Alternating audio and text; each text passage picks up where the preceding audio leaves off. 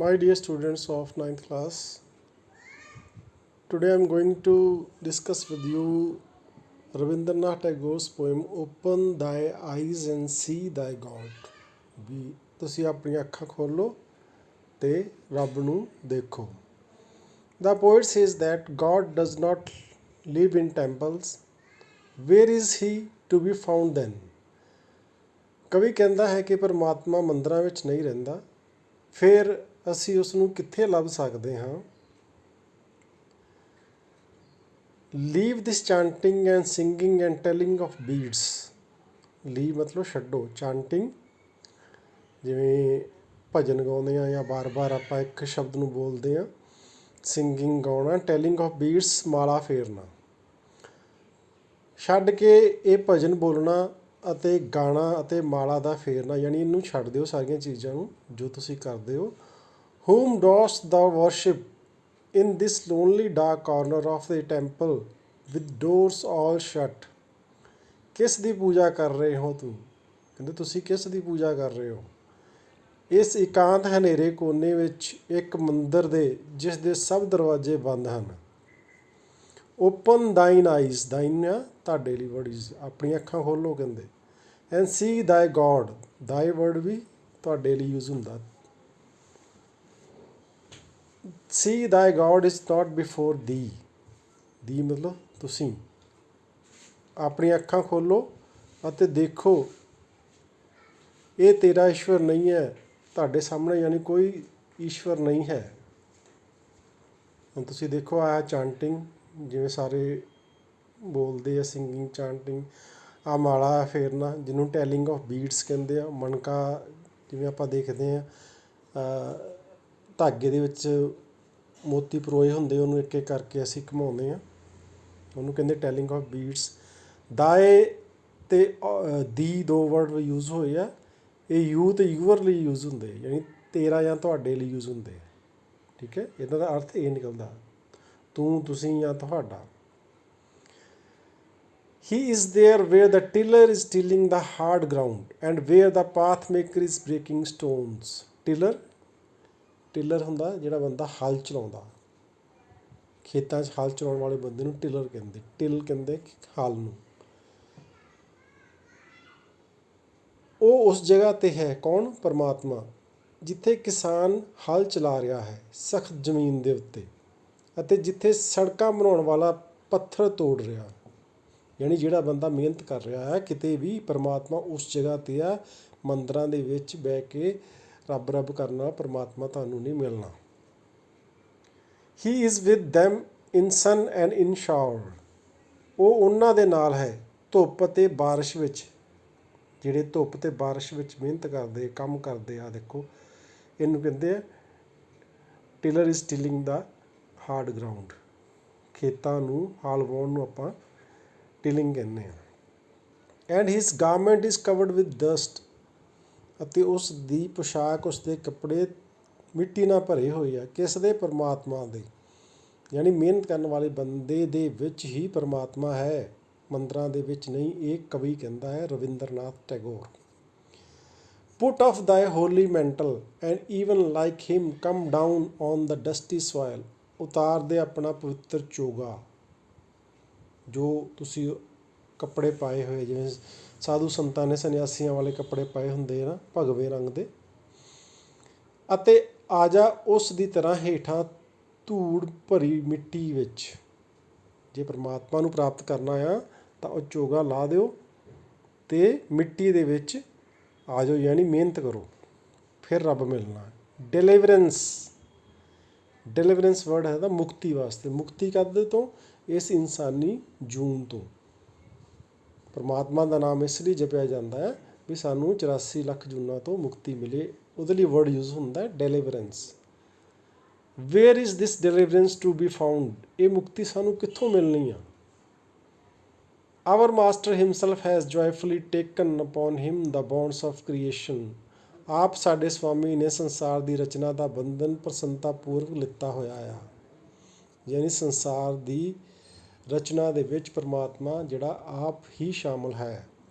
He is bound with us all for ever. ਉਹ ਸਾਡੇ ਨਾਲ ਇੱਥੇ ਬੰਨ੍ਹਿਆ ਹੋਇਆ ਆ ਤੇ ਫਿਰ ਅਸੀਂ ਮੁਕਤੀ ਕਿੱਥੋਂ ਲੱਭਦੇ ਹਾਂ, ਕਾਹਦੀ ਮੁਕਤੀ ਲੱਭਦੇ ਹਾਂ। Come out of thy meditations and leave aside thy flower incense। Meditation ਧਿਆਨ ਲਾਉਣਾ, ਸਮਾਧੀ 'ਚ ਬਹਿਣਾ, ਇਨਸੈਂਸ ਧੂਪ ਬੱਤੀ। ਜਾਗੋ ਆਪਣੀ ਸਮਾਧੀ ਤੋਂ ਅਤੇ ਰੱਖ ਦਿਓ ਇੱਕ ਪਾਸੇ ਆਪਣੇ ਫੁੱਲ ਅਤੇ ਧੂਪ ਬੱਤੀ ਜੋ ਤੁਸੀਂ ਪਰਮਾਤਮਾ ਦੇ ਅੱਗੇ ਮੰਦਰਾਂ ਗੁਰਦੁਆਰਿਆਂ ਵਿੱਚ ਲੈ ਕੇ ਜਾਂਦੇ ਹੋ, ਉਹਨੂੰ ਇੱਕ ਪਾਸੇ ਰੱਖ ਦਿਓ, ਕਹਿੰਦਾ ਉਹਦੀ ਲੋੜ ਨਹੀਂ ਹੈਗੀ। What harm is there if thy clothes become tattered and stained। Tattered ਮਤਲਬ ਫਟੇ ਹੋਏ, ਸਟੇਨਡ ਮਤਲਬ ਦਾਗ ਲੱਗੇ ਹੋਏ ਹੋ, ਮਤਲਬ ਸਟੇਨ ਵਰਡ ਯੂਜ਼ ਹੁੰਦਾ। ਕੀ ਹੋਵੇਗਾ ਨੁਕਸਾਨ ਜੇਕਰ ਤੇਰੇ ਕੱਪੜੇ ਕੱਟੇ ਫੱਟੇ ਜਾਂ ਦਾਗ ਨਾਲ ਭਰ ਜਾਣਗੇ। Meet him and stand by him in toil and in the sweat of thy brow। Sweat ਹੁੰਦਾ ਪਸੀਨਾ, ਬਰੋ ਮੱਥਾ। ਮੇਲ ਉਸ ਨੂੰ, ਕਿਸ ਨੂੰ, ਪਰਮਾਤਮਾ ਨੂੰ, ਅਤੇ ਉਸ ਦੀ ਮਦਦ ਕਰ ਆਪਣੀ ਮਿਹਨਤ ਅਤੇ ਮੱਥੇ ਦੇ ਪਸੀਨੇ ਦੁਆਰਾ। ਯਾਨੀ ਗਰੀਬਾਂ ਦੇ ਵਿੱਚ ਜਾਂ ਜਿਹੜੇ ਮਿਹਨਤ ਕਰਦੇ ਆ ਉਹਨਾਂ ਦੇ ਵਿੱਚ ਪਰਮਾਤਮਾ ਹੈਗਾ। ਜੇਕਰ ਤੁਸੀਂ ਪਰਮਾਤਮਾ ਨੂੰ ਮਿਲਣਾ ਆ ਤਾਂ ਤੁਹਾਨੂੰ ਉਹਨਾਂ ਨੂੰ ਮਿਲਣਾ ਪਏਗਾ। ਮੰਦਰਾਂ ਗੁਰਦੁਆਰਿਆਂ ਦੇ ਵਿੱਚ ਤੁਹਾਨੂੰ ਪਰਮਾਤਮਾ ਨਹੀਂ ਮਿਲਣਾ। ਸੋ ਇਹ poem C open thy eyes and see thy God। ਆਪਣੀ ਅੱਖਾਂ ਖੋਲ੍ਹੋ ਅਤੇ ਰੱਬ ਨੂੰ ਦੇਖੋ।